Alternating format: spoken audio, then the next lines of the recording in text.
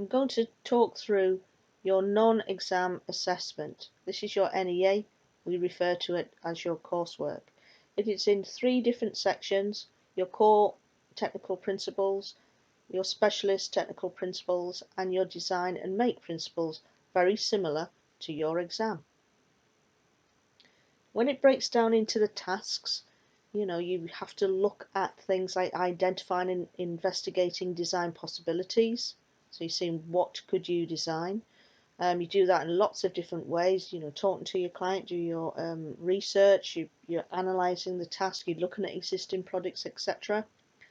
Your second section is producing a design brief and specification. That must be based on your research, so it has to be relevant. You would then move on to your design ideas. You talk to your client, you get feedback, and you need to annotate those ideas. You develop your ideas further after your discussion with your client, so you're making them better. Part of the iterative process, as I discussed before, and realizing final ideas. This year, you don't need to produce a final prototype. However, you still need to have all your design ideas and your models sort of go hand in hand as you're creating and developing your ideas further. So you must have come up with a final design and a final model, not a prototype.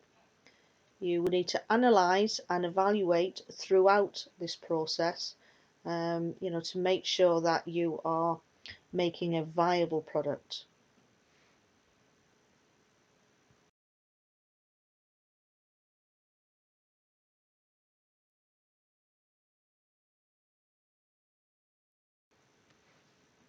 This page just goes through all the different areas that you need to cover within your NEA, so you know that you're ticking each section to get maximum marks according to your ability.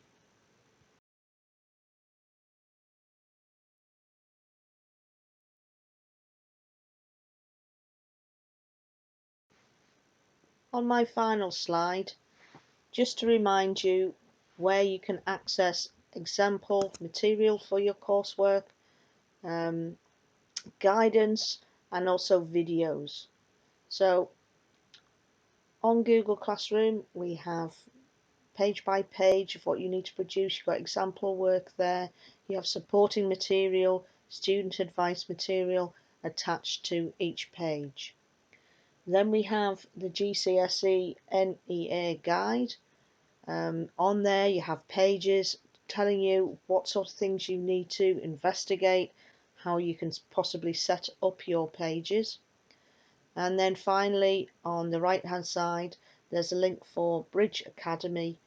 They have videos explaining each page, so anytime that you don't have a member of staff with you, and maybe you're at home, you're catching up on your coursework, which is fantastic, you can access those videos to give you some advice. Also, to justify why you need to complete those pages, it's really important that you understand why you're doing it. You need to scroll down, however, because at the beginning on the link it'll have lots of design technology videos. You need to scroll down to the NEA video, which is appropriate to the page that you are going to complete.